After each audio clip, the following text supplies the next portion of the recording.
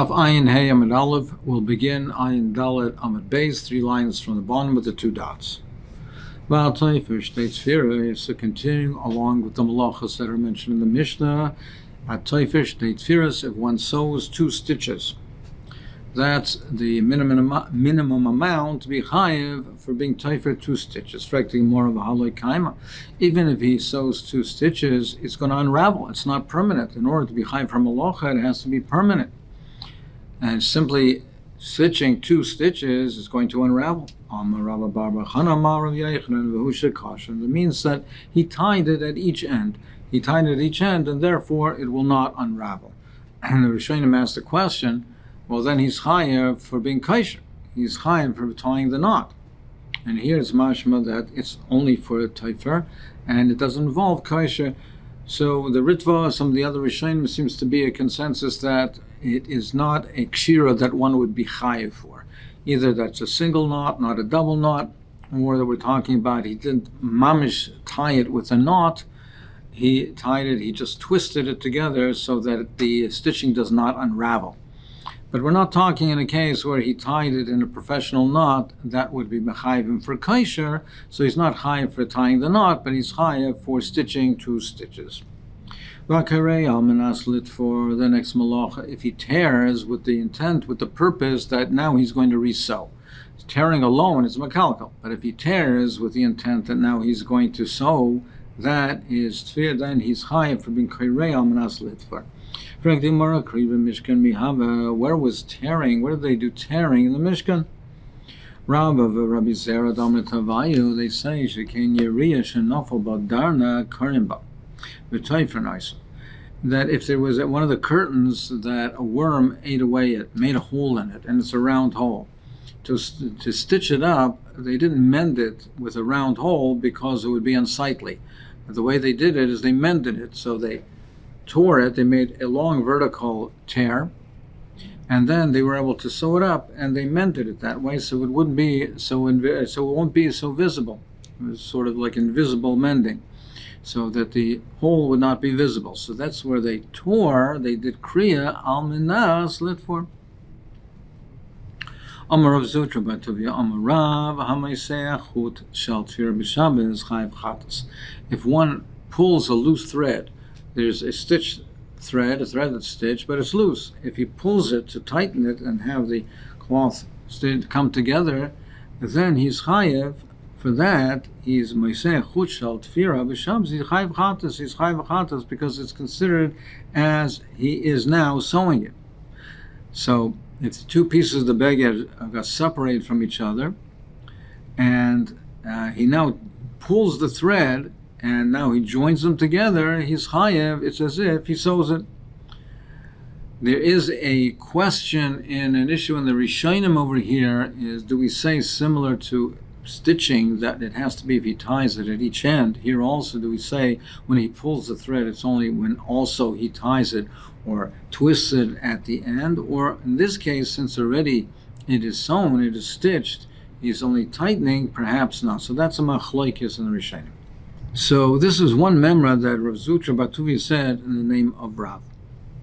Then he said there's 2 others, and as Rashi explained that he learned it from Rav at the same time, so we now mention these other 2 halachas that he learned from Rav also at that time.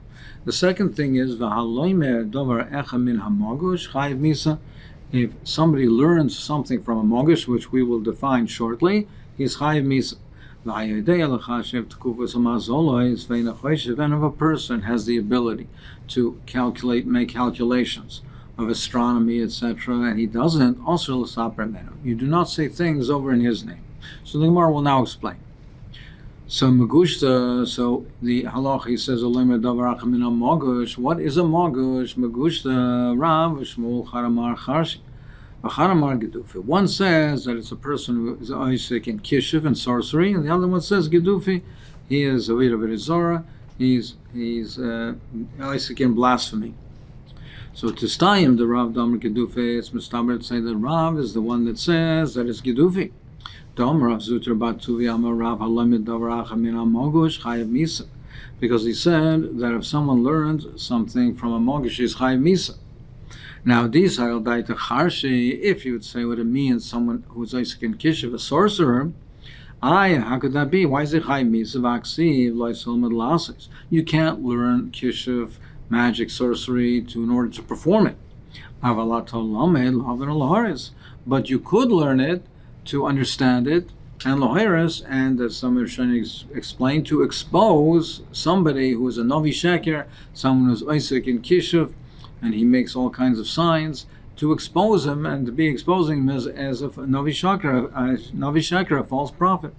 So therefore, you cannot make a blank statement that if one is limit min amogush, that if it's from Kishiv, it's Chai Misa, according to Rav. So therefore, this time, so it must be that the Rav is the one who said Gidufi, that he's Ovid Avodah Zarah. Rav Shimon ben Pazi, Rav Shimon ben Levi, Mishum Bar Kapora. He said,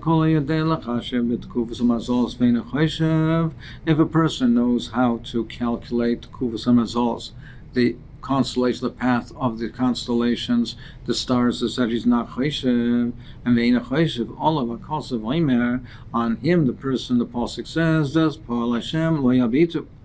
They don't look into the wonders of Hashem, into the creation of Hashem, u'maise yodav lo yiro, and they don't examine his maise yodav, handiwork, his handiwork. So there's a machlokes rishonim. What does this mean exactly? Does this mean that Kufas Mazolas, some Rishonim, the Rambam learns that what it means is that a person who has the ability to understand, learn astrology and the paths of the planets and the constellations, if he doesn't, he is over this because he doesn't see the great creations, the wonders of Hashem, the great wondrous things of Hashem. By learning these things, you will see how great is the Bria, the creation of Hashem. Others learn that it's related specifically to making the calculations that are needed for the cheshbon of the chadoshim, to make the cheshbon of when the Rosh Chodesh should be, when the Moadim should be, the calculations that are necessary to be kaveh the chadoshim and be kaveh the Moadim, to know when the Rosh Chodesh is, when the Motovim should be, the calculations that Bezdin needed to make these cheshbonos. That's the sheet of the Sma. Where do we see that it's a mitzvah for a person to be Isaac and make these calculations?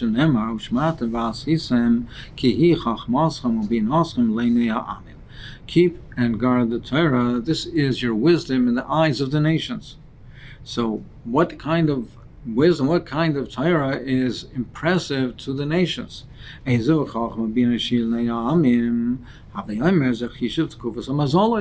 This type of analysis, mathematics, astrology, etc., this is what's impressive in the eyes of the nations. So you see over here, it says there's a shmat v'alsisim on this type of limud as well.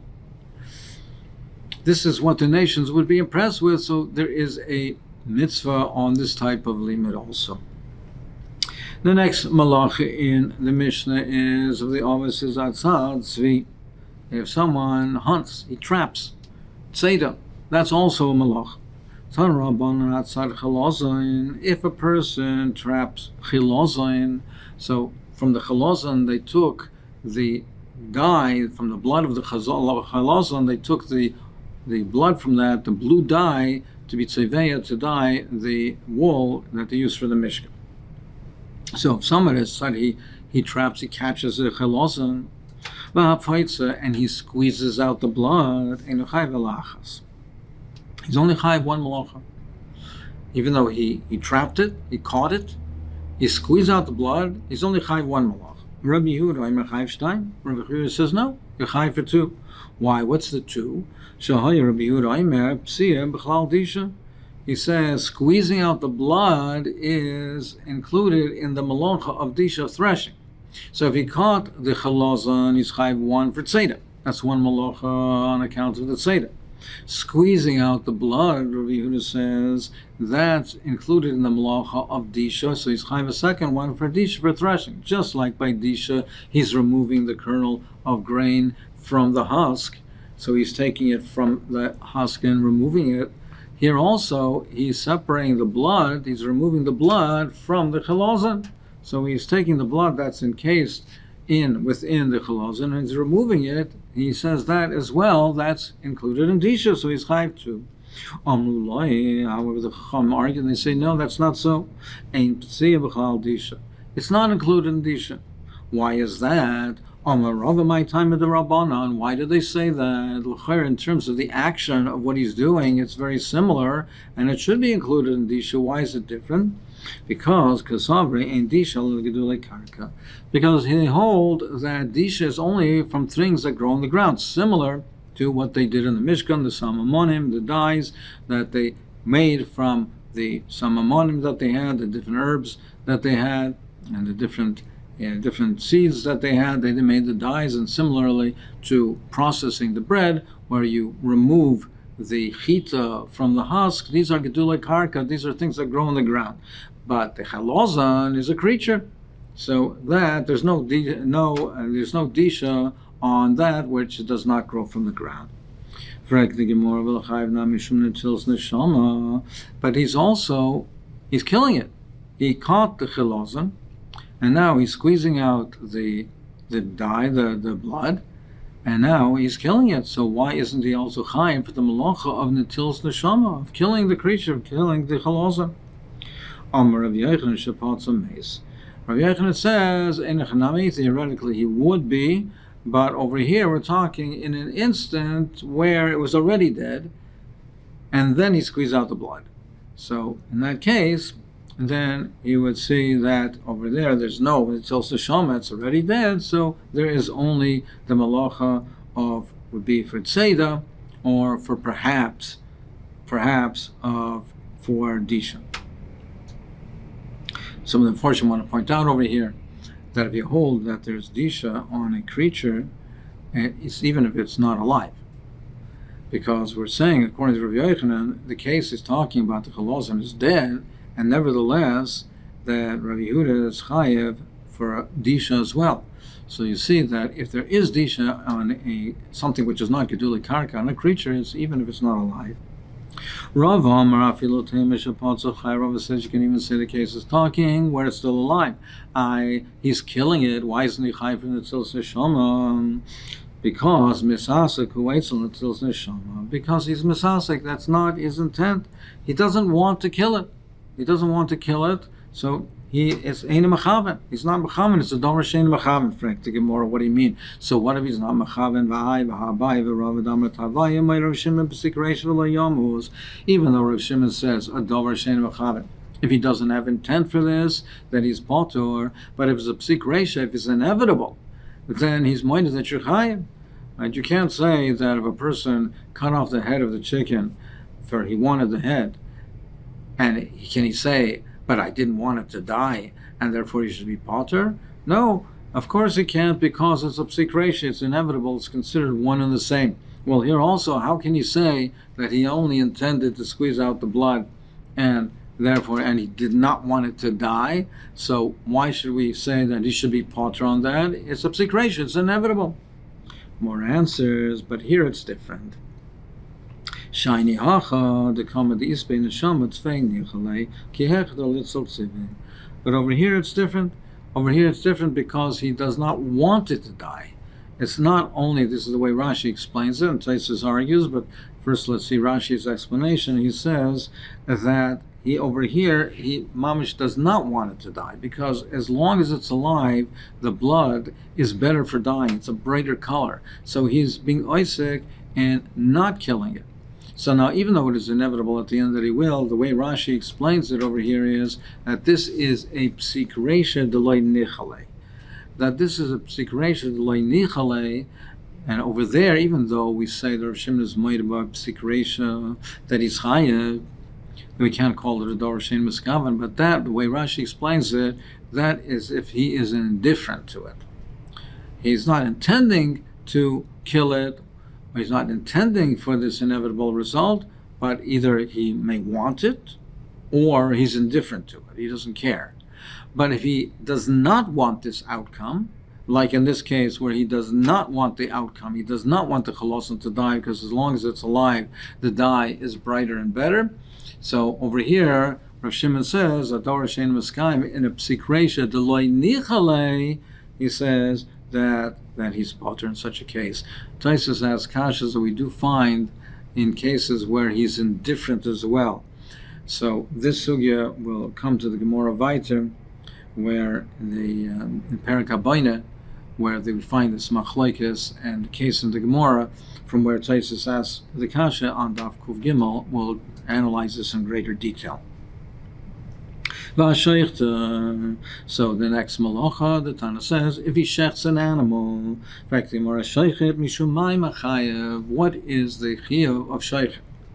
So Rashi says that it seems to be that the kasha in the Gemara is, if it's talking about killing, why does it specify sheichet?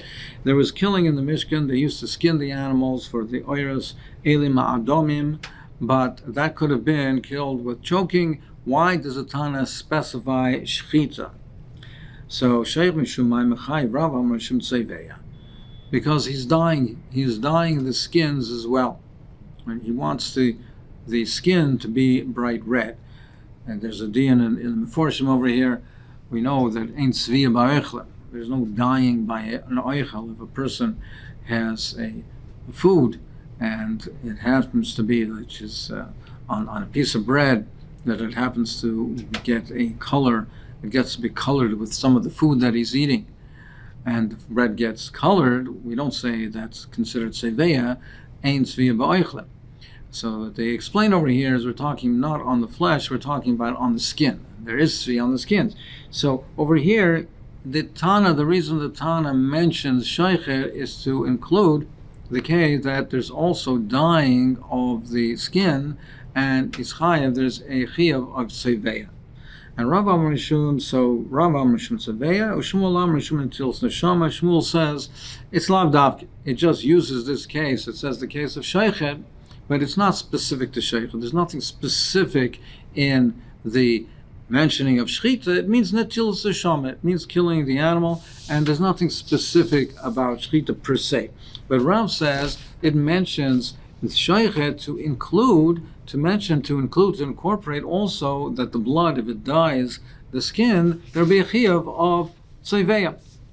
So where it says mishum tzeveya, mishum netilas neshama, why do you mean only tzeveya, not netilas neshama? No, ema af mishum tzeveya.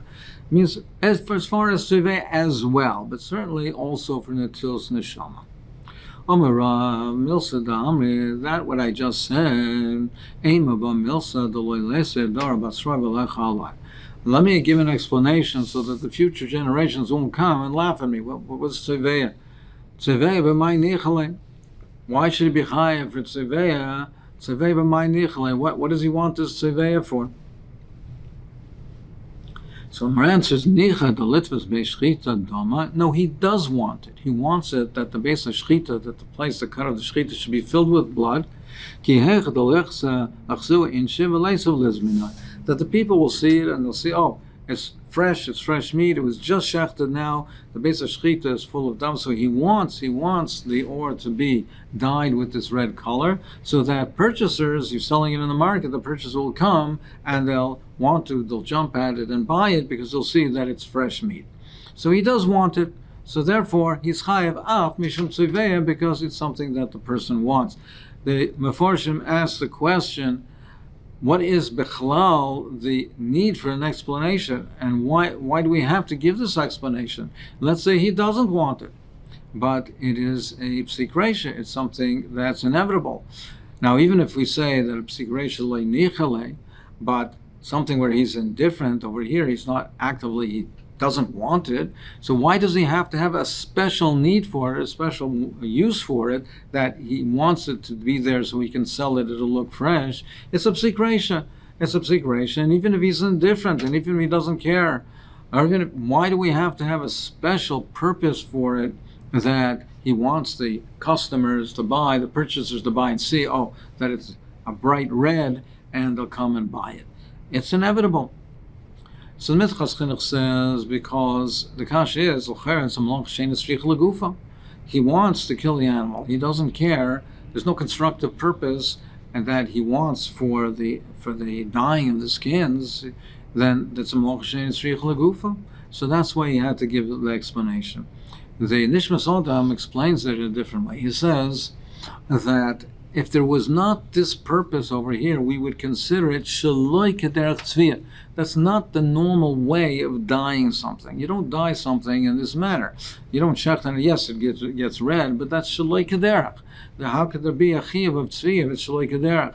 And on that, the Gemara answers, no, it is kederach, because the people, the sellers, the butchers, they do this intentionally. They shecht it, and they want it to be filled with blood so that the customers will buy and purchase it. They'll see that it's fresh, and they'll come and buy it, and they'll have a demand for it and a higher price for it. So in this type of a case, it is kederach. It's considered kederach, not shaloi kederach. So that's why Rav said he had to give a special reason for it, otherwise people would understand.